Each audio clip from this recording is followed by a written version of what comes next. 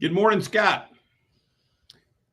Good morning, Michael. I don't think I've ever called you Michael before. Have you ever gone by Michael? You know, I've learned in my life I'll answer to almost anything, right? Good. But Nor. See, Mike, Mike is a kind term, right? Mike, or as I was formerly known, right, in my military career, Norm, right? That right. was, Well, that's how I mostly hear you as Norm.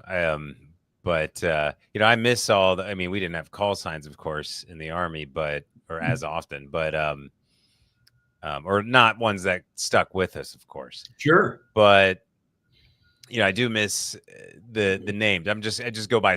Everybody just calls me Scott now, and I miss the Tux and Tucker and Effer and all Oh the yeah, Tuck. all I didn't even think about that. Maybe I'll call you Tuck for a while. See how Tuck. that's.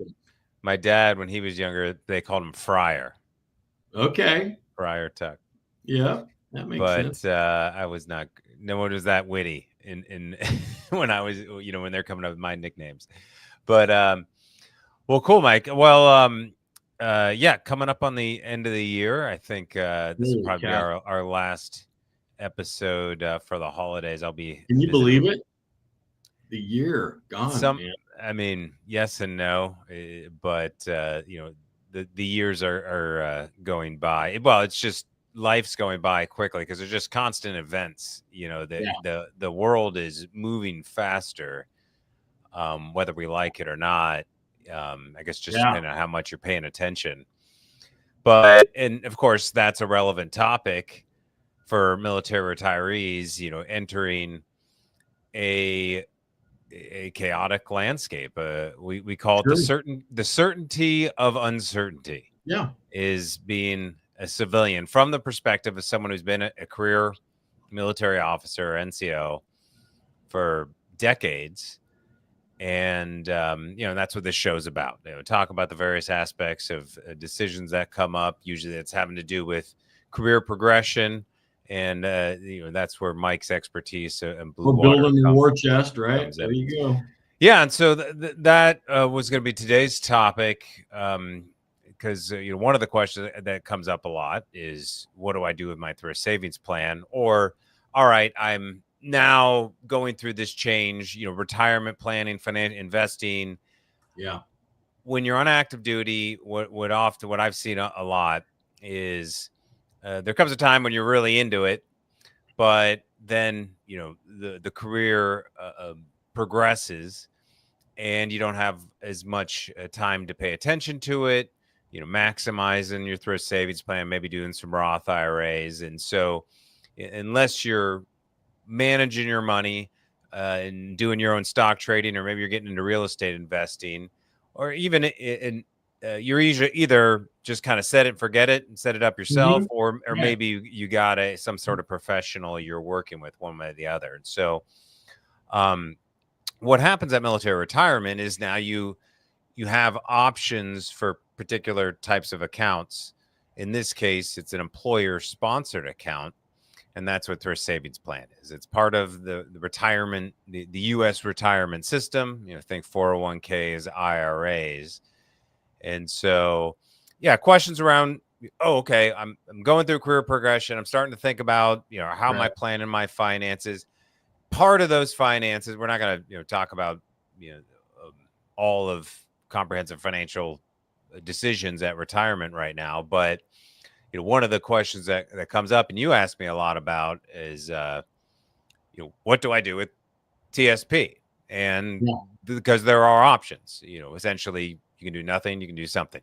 That's but I'll go into it there. But yeah, just kind of want to get your thoughts in general on this topic, and kind of what are the frequently asked questions you see, and I can kind of address those before I go into any sort of a Yeah. No, you know, it's spiel. I think a lot, as you alluded to, right there is at some point in time as members approach their career progression, right? Um, it comes to members in phases, right? The challenges are steady streaming, right? And they're usually considerations and what should I do? Um, how do I build a network that's going to be effective to get me to my next success? And even backing that up further, oh my gosh, Mike, I'm not even sure what I want to do yet. How do I begin to figure that out, right? So all of these hurdles continue to stream raid members as they approach their career progression. And I think finance is a big part of it, right? Many of our members, right, our group is a fairly senior group, right? We're about 75, 77% those 05s, 06s. We have a growing contingent of 07s and above, and even 03s and 04s, represent about, 8 to 12% kind of our membership. But, they're all senior leaders in their own regard, and many of them have accumulated funds in some of these programs. The one we're talking about here today is thrift savings plan. So what to do with it, right? And as I go back, Scott, and we had this conversation just briefly the other day, man, it's been a while since I dabbled in TSP, right? I think members could go in and tailor it to a thrift savings plan. What did we call them? They were groups like you could get, or funds, I guess, right? Is that what we called it? Funds? I think you had different funds, right? Whether or not you wanted to be I think one was a G fund, a government fund. And I think you went on and you could see the little descriptor.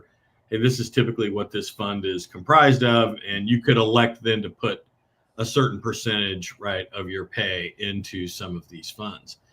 I don't know what you thought. I thought when Thrift Savings Plan came online, I was excited about it, to have this option right in the military to be able to kind of contribute directly to. Now, the question, I think, as members step out of their active duty service, I think you have a choice to make. I believe you can elect to just leave your money in TSP.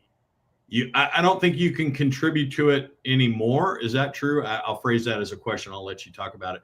Once you're out, whatever you have in it, you have, but you can move it around to different funds, I think, or whatever. And you could just leave the program in perpetuity, just continue to progress there. Or you can roll it out into some other program if you elected to do so. And let me just stop right there and talking. Did I get that right? Did I say that right? Is that kind of I was little tongue in cheek, don't take offense, but your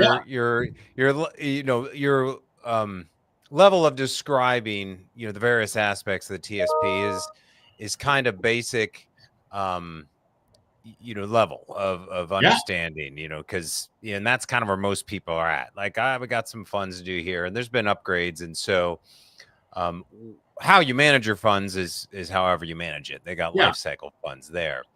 And so, when you get to retirement, or when you're leaving your employment, you have the ability to roll it out into a self-directed plan. So you can keep it in TSP and keep managing it, but you're right. You can't add, if you leave it in, you can't add any new money because you're not employed by that employer. If you move to the federal government, you can do federal TSP. And then if you want, you can combine the military TSP by rolling it into the federal TSP. But that's the same thing. It's a rollover process to choose it. So you could roll it out. You go to a new employer, start their 401k. You could combine the TSP there. But as you said, the reason you were excited when they rolled out TSP, the ability to get the benefits that a typical corporate employee has for saving for retirement was a nice bonus. But then the fact that TSP is the cheapest by far of all those types of accounts made it very attractive. The problem becomes when at military retirement, maybe saved well, but maybe that saving well was only in TSP. And so now those dollars are the primary, the majority of your net worth, right, in one type of an account, meaning a retirement account, money that's not really designed to be used to age 60. And so, or later when you retire, but you can't use it before age 59 and a half. without penalty. So the question is, what to do with that in the interim period. You're making an employment change in your 40s or 50s. Do I want to? Just lost Mike. Do I want to keep managing this money, or did I lose me?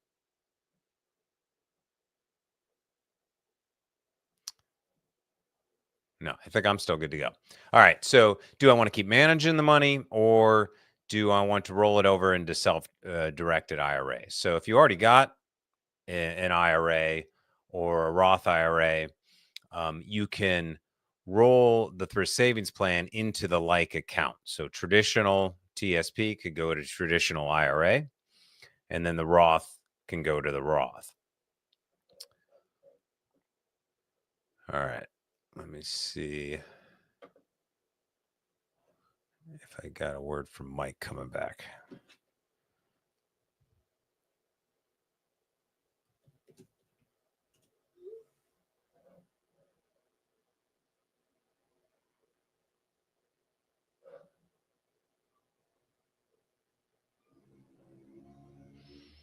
I'm going to wait on Mike because that was kind of the point. It was for me to talk it through with Mike.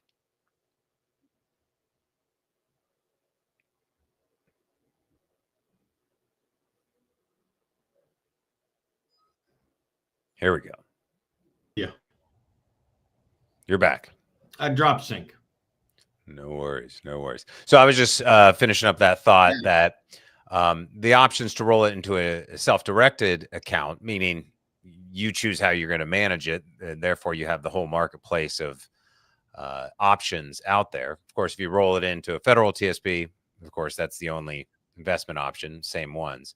So if you roll it into your 401k, then you only have those options. Are there advantages or disadvantages? Like would if somebody's got a well-established footprint in TSP, should they leave it or should they consider rolling it, or does it just depend? It's kind of an individual. Well, it's always going to depend on how much control people want to have over their options. Why people like to roll it into a self-directed account, it's because either they want to do their own investment or they've got a money manager where they want some more control over the assets versus just having the C fund, the F fund, the I fund, and the G fund or the life cycle funds. Because what TSP will tell you is the option. I mean, their assumption is, all right, if you leave it with us, here's the options at full retirement. So when you are in your 60s and you want to start taking withdrawals,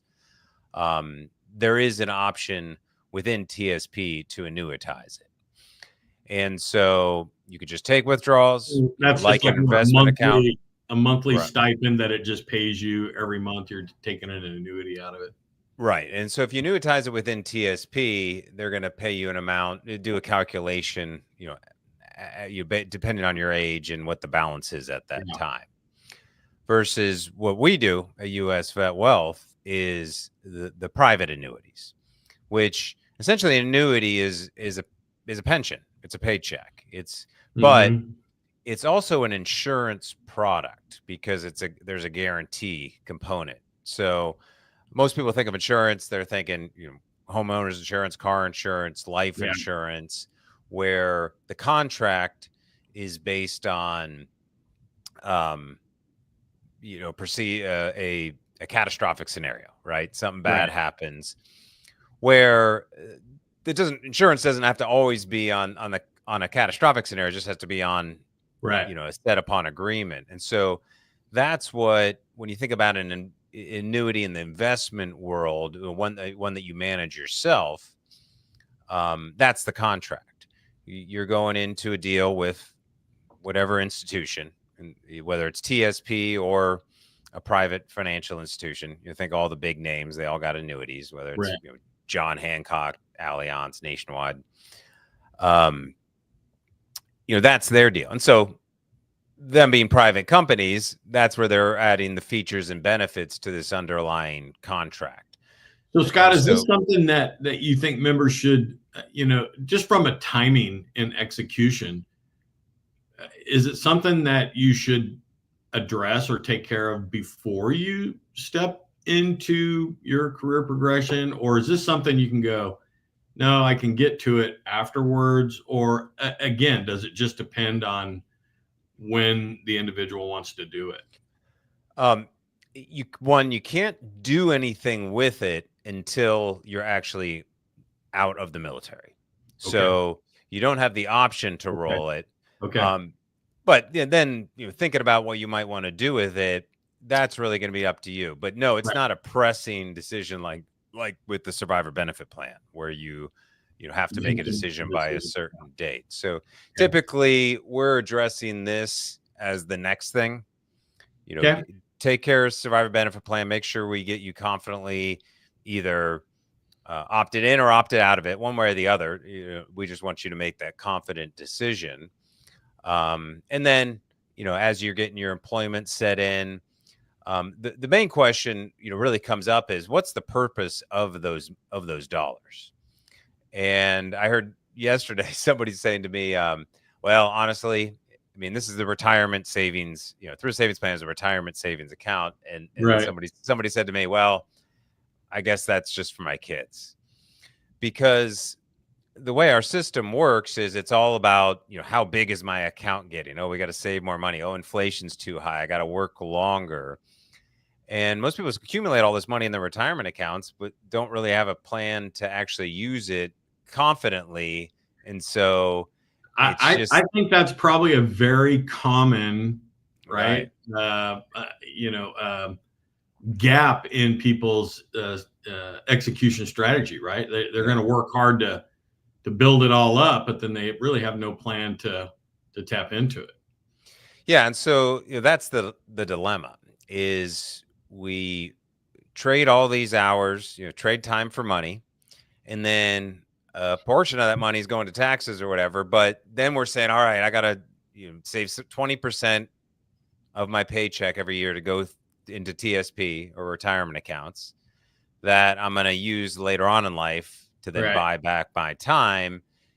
And yet, when's it ever enough, right? So what's the goal of the money? Is it to make the bank account balance bigger, or is it to duplicate your military pension with more streams of income, more guaranteed, more secure streams of income? And so the common rule of thumb has always been whatever your nest egg is at retirement, if you do a 4% withdrawal rate, then you have a good chance of not, outliving your money. But even if you saved $1 million in a retirement account, what's 4%?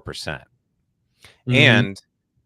And in recent years, the rule of thumb is no longer 4%. It's now down to like 2.9% because of the inflation and just the cost of living going up. So wait, so say that rule again.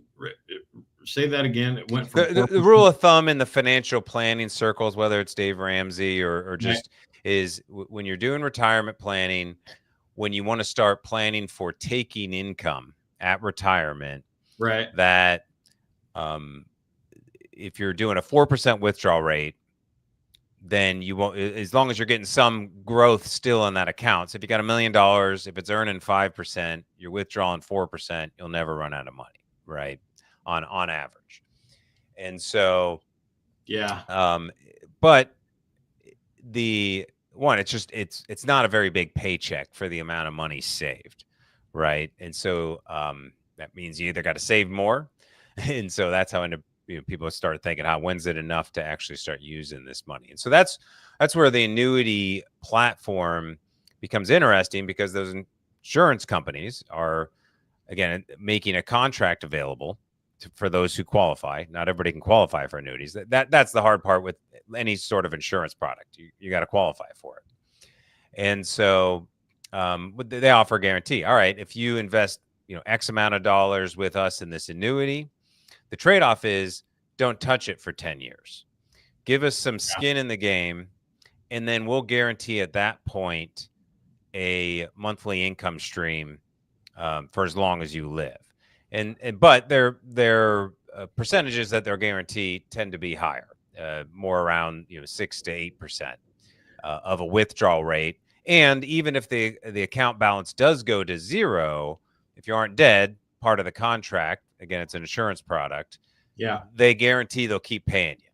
So even if your nest egg goes to zero, you can guarantee that paycheck. And if you don't use it, unlike TSP annuity, there's still a death benefit. So whatever you don't use, you can leave as a legacy to your beneficiary. No, So this is why I love this relationship, right? And for the members listening in here, right? Scott brings a wealth of insight into this. Now, I think a lot of our members, and you get it, Scott, right? We've all experienced this going through the process. Hey, what did I do with my TSP? What did I do with my SPP? But those are what I would say superficial, right? Engagements where, I was going through the system and I was forced to kind of figure this out. And in some instances, right? Maybe I made an informed decision. Maybe I just made an emotional decision, right? I've shared my own response and approach to some of those programs when I stepped into my own transition. But I love the discussion and love how you're able to kind of tease it out. And anybody listening in, if you're wrestling with these decisions, right? I mean, they can reach out to you, Scott, right? I mean, just reach out and get plugged in with you and sit down, grab a cup of coffee and have a conversation for 30, 45 minutes. Make sure that you got the full understanding of how to approach some of these milestones in the financial building your war chest kind of pursuit, right? And I love it. So yeah, I was actually going to I love the skill set that you bring to the members, in the Blue Water family. So thank you. I don't tell you thanks near enough, right? No, you definitely do. Well, I put together an ebook on this topic. And, is that a new one, Scott? I haven't seen that one before. Yeah, I put it together this last year. Haven't done a whole lot of promoting on it, but here's an opportunity to do so. It's been up on our website, but it just talks about the some of the challenges that are coming up in our economy that make the idea of using an annuity for TSP an attractive option because it protects those dollars. For those who aren't managing their own money or doing an investment portfolio or don't like the volatility of the mutual fund style investment, this is what this book's about. So it talks through that as one of the options if you do self-directed. So I put a link below or in the description for people to download that. But yeah, what else are common questions around the well TSP I think, retirement? I think a lot of it stems around what we've already kind of tangentially hit on is do I leave it or do I roll it into something else, right? And I think that's a discussion, and to your point, it just depends, right? When can I do this? Yeah, the question, not until you're out. You can't roll it to anything while you're active duty, right? I mean, the real question is not what do I do with this as in a tactical sense? Like, all right, do I manage it myself? Do I just leave it in a life cycle fund and it'll manage itself later on? The first question really to ask is, what is the purpose of this money? And that's an absolute. And I love the alignment here. If you remember back, when members approach us like, hey, I'm stepping into career progression. Hey, Mike, I need to get busy and finding a job. And I'm like, whoa. Before, it's like much like you're saying here, before you just figure out what you want to do with the money, like we tell our members, before you just start going out and trying on jobs, you got to back it up a little bit. To your analogy, what do you want the money to do, right? We back our members up and say, before you go just grabbing jobs, what's important to you in your life?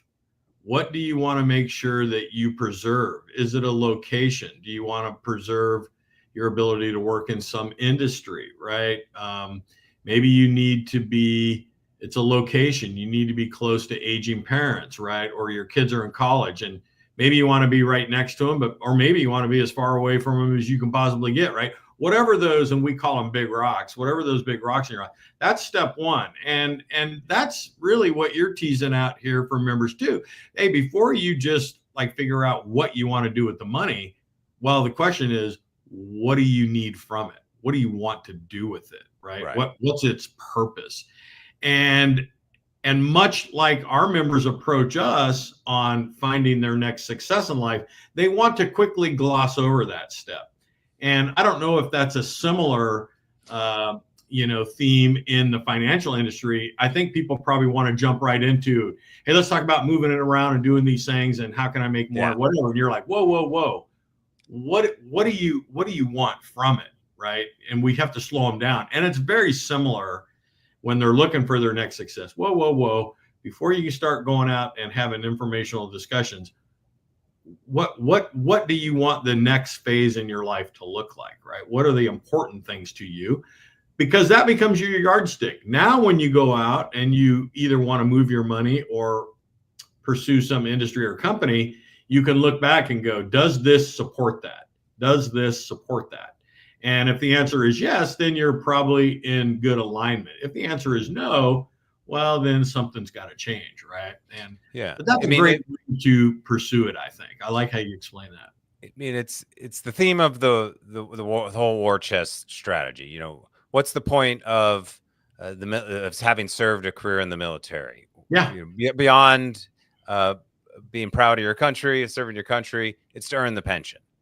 Well, then you get the pension, and do you want to earn all the pension, or do you want to pay a portion of it for the survivor benefit plan? Or, is the idea of the survivor benefit plan, or is the idea of protecting the pension, is the intention to protect the full pension, right? So now you have variables to make decisions on for that. So with TSP, the main questions are, what is the purpose of the money? Is it to make it bigger? Right. So then, hey, I'm looking for some sort of fancy hedge fund that's just going to make it bigger. Or is it to have a plan to confidently use the money? Yeah. And so that, does that mean you want to retire early, or you want to be able to have X amount of dollars coming from this account? Because again, the other thing, which I touched on at the beginning, is this bucket of money the majority of my assets? Meaning, I'm 45 years old, I'm retired out of the military, I've saved $500,000, but it's all in through a savings plan, and I can't touch it for another 15 years. And I'm kind of cash poor in the short term. So now when I go to my next job, do I want to keep putting more money in a 401k style thing, or actually for new dollars, do I want to start saving differently, in the near term? So maybe protect what I've already built as my biggest asset, but not continue to take risks there. Yeah. If that's, because now if the market goes down 10%, you lose 50K. It's a little bit different than when you were 25 years old, just getting started, right? Scott, you just took me back a number of years, but you remember like when we were you're not that old, Mike. and we would go back to our end of year, and you were doing taxes, right? And you would get your earnings and income statement and everything from the government, right? And you remember where it always said, it said you had a retirement, the block for retirement pension plan was always checked. And I used to always chuckle out loud about that, right? Because, dude, that was only true if you made it to, 20 years to a retirement, right? You didn't have a pension plan, right? And this was before TSP came online. I guess you could look at TSP as kind of a 401k, I guess. I mean, there's no matching funds in it, but it's still a shelter, a place for you to put your money. But, it just, 401k, that's kind of a new concept for a lot of our members when they step out. And depending on, your employer's plan, there's real revenue to be had there, especially if you're putting money into it and your employer is matching those funds. And that's kind of a new concept for our members when they step into the at-will work environment, right? I mean, you're actually going into an industry or a company who actually truly does have a retirement plan for you to pay into, and they're going to match funds. And we educate our members that, hey, that's real money, right? That's, there may be some vesting period in that. Maybe you vest into it right away. Maybe you have to stay for a year or 2 years or 3 years or whatever it happens to be. But that goes to your total compensation. Meaning, if you're going to work this job for $100,000 a year, but you're going to put a lot of money, you're going to max out your 401k, and your employer is going to match that. Well, your total income for that year, whether you vested into it or not, that money is set aside for you. So your total comp is above that $100,000 base pay. You with me? And that's kind of a new concept for a lot of our guys. They don't really consider it, but man, it's a legit thing, right? It really is. Yeah, I mean, it complicates the negotiation process, because would you rather have more compensation now or later? And it's also, it's kind of like its own annuity. It's like, hey, this is the skin in the game to make sure you're a good fit for the company and to get you to stick around so you just don't jump to somewhere else. But I'm sure, it did come up in the military a few years ago when they started rolling out the blended retirement system. Right. Folks we're talking to, I haven't run into anybody who ever opted into it but there is matching for TSP now available. But that also is because they're reducing the pension payout. So it's a trade-off. I mean, this goes back to the 1970s when this whole system was implemented, because the old corporation, I mean, you think about the guy retiring and getting his retirement gift that, he gets a watch and that's all he gets in his pension. Yeah. Like that pension system, was just, the corporations couldn't keep paying it. The government pension bailout funds were taking a toll, and the Wall Street came in and said, hey, we can fix this. We'll develop these retirement accounts, and people can manage it on the stock market, and that way they can get a return on their investment. And you guys just have them do a tax deduction. It's to incentivize them to do it, and yeah, we'll charge a little fee on it. And so that 401k industry blew up into it's now, I mean, when you think about the baby boomers, the vast, like half of the wealth in America is with the baby boomers in these retirement accounts. It's trillions of dollars. I think it's sure. Yeah, I don't like know 20 trillion. That's one of the reasons I joke they're not so worried about the debt, because they know all that money is in. This is before the Roth IRA, the Roths came out, so that's all taxable money. So, but it's also in the market invested, and when they start pulling that money out, right, that means lower demand, so the cost is going to go up, and or go down in the market. So there's risk there that as baby boomers are using their dollars, that the retirement accounts, the market, the money isn't going to be there to keep it funded. Now, recently we've just been doing bailouts and keeping our market afloat. So I'm not saying I don't know when the market's going to crash, if and when. It's just everything's so unpredictable these days. Yeah. How much predictability do you want with those dollars is kind of the main question. But no, this is a part of the many tools that we put right in our belt, right, when we approach career progression, right? Finance, SBP, TSP. This is a big part of it, right? That aside, right, as you're looking for your next success, most of our members are stepping into their largest earning potential years, right? In their lifetime, right? I mean, many of our members, as we've described it, right, 77% 05 or above, right? They all have a pension, right? They all draw from that, but yet they all have working years left where they want to pursue, in many instances, very lucrative positions within various different industries, whether it's, defense and aerospace, government contracting, or even the commercial sector, right, where they step in. That earning potential is very, very huge. And in fact, we probably need to have a segment on, Scott, about Are you ready for it? Taxes, right? Because that is a huge part. That's probably one of the other common questions we get from our members. Hey, Mike, what is it going to feel like when I'm stepping into my new success? I'm making this much more money, but I'm stepping out of military, which you and I both realize now. And I think at some level, most members realize that their income in the military, much of it is tax sheltered, right? And it's structured that way. And they most of the time don't realize to what degree until tax season number one, they step into it and they go, what? Like, I owe how much? Like, because now it is, much of what you're stepping into, you don't have a lot of those. Well, it's just, which is where there aren't many options to deal with that when you're on a fixed income.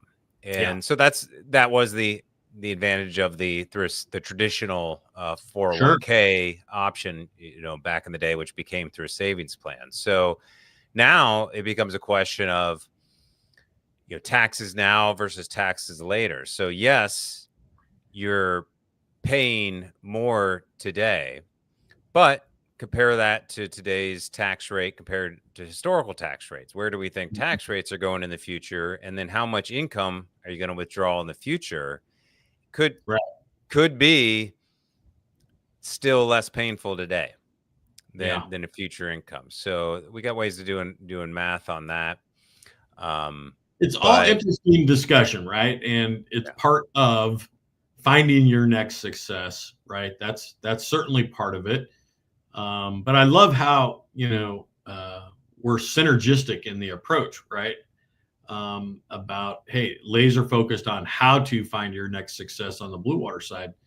But you've really got a great message and insight into, building the war chest, right? Your phrase. Yeah. Yeah. What I mean, what's the point of a war chest or, a financial plan? Yeah.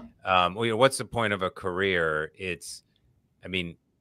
You're earning the income for a purpose. So if we're going to translate those savings into income, what's the purpose of those dollars? Yeah, I'm with you. So, if you're starting there, you're not just, all right, this is less fees, or this got better return last year. Last year's return doesn't, predict anything, that's exactly the way it works. But all right, Mike. Well, no, good discussion. And sorry. Hey, we got a question. Almost burned 45 minutes again, haven't we? Hey, we got a question. All right, but it is a little off topic because I don't know what we're referencing here. It's a little off topic. Do you know if correctional nurses for the BOP are considered LEO retirement? I don't know what BOP is referencing. But yeah, Kevin, educate us a little bit on your question here. Where are you coming from? We'd love to dig into that. But either way, appreciate you ask a question. We would always welcome people asking questions. But in the meantime, if you want to come up with questions to ask, go ahead and click the link that I put in the description. Yeah. And he's asking. He says Bureau of Prisons. That's federal, right? That's federal. I mean, the federal, federal retirement benefits system works very similar to the military one. TSP in general, is going to have all the same rules. I don't know what LEO means, but when we're talking about TSP dollars, if you're employed with the federal government, military or otherwise, then you can contribute. And then once that employment ends, that's when you have the option to roll it over or not. So, Ellie, is it law enforcement officers, maybe? Law enforcement officer, yeah. Now, no, okay. So I see what you're asking, and no, I do not know that level of detail, whether or not you'd earn a federal pension or not from the deal. Man, I know. I think if you're a federal employee, right? I mean, there is some structure. Yeah, as long. Depending on. Either way, the federal military reserves and the federal system, unlike the military system, it seems a little different for everybody in some way, you know. So that's a little, you know, you gotta know what your options are, you know, based on your time and service and all that kind of stuff. Because people are buying back service, and so it always gets a little convoluted. But all right, dude. So Scott, Well, just tell me, man, 'tis the season, right? So what plans do you have for Christmas? Man, you staying local? What are you doing? Nothing major other than going back to visit my mom. Okay, no, that's good. That's good. Take her to she wants to go to Christmas Eve service. Oh, that's awesome. Yeah, and that's exciting. go back to my old childhood service when I was back in time and do it. Little kid. Yeah. Oh, that's awesome. No, that's yeah. So not doing anything. My years of, I used to like go to Thailand over Christmas when I was living in Europe. You know, I would do all these crazy trips and stuff. But I think those years are behind me now. But what about you, Michelle? You guys do anything? You know, I think for listeners out there, right? I have a son, right? He's active duty Navy now, following in my footsteps. Helicopter pilot. He's deployed right now on Truman, right? So he's going to spend his Christmas underway, like probably you and I have spent many deployments and trips, you know, over Christmas there. And we're just going to stay local, right? We're not doing a lot of traveling and just going to enjoy the season. So, yeah, looking forward to not traveling, right? And just kind of staying put here a little bit. So it should be good. No, all right. And Kevin, hey, no reason to apologize. You're asking the right questions, and it's good to be looking for information. And we are actually working on a federal employee. Yeah. Usually when we're thinking of federal employees, we're thinking of DOD type people, just, you know, similar spheres. But you know, either way, Trevor is working on U.S. VetWealth because wow, nice. He's working with Kip to do some presentations. You know, when there was a contract, an office wants to do, you know, a retirement briefing for their federal employment on like Louisiana or whatever. So Trevor's working on a few engagements to do workshops that way, and that gave us the idea to, all right, maybe we could, you know, answer more of these federally related questions. No, you're right on point, and we are you know, realize that there's questions in that space as well. A lot of them are veterans, of course, don't have to be, but we're happy to work with, you know, federal employees as well, because we can learn more you know, from their situations. And that, again, I know you have less than 10%, you know, from your program that end up in the federal workforce, but still tons of veterans in that space. Right. And there's questions about what to do.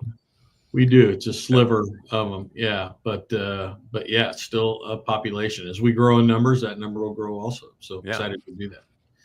So reach out if you got questions on this stuff. And I think we'll see everybody probably won't do one over the holidays. We'll see everybody in the new year. In the new year, 2025, here we come.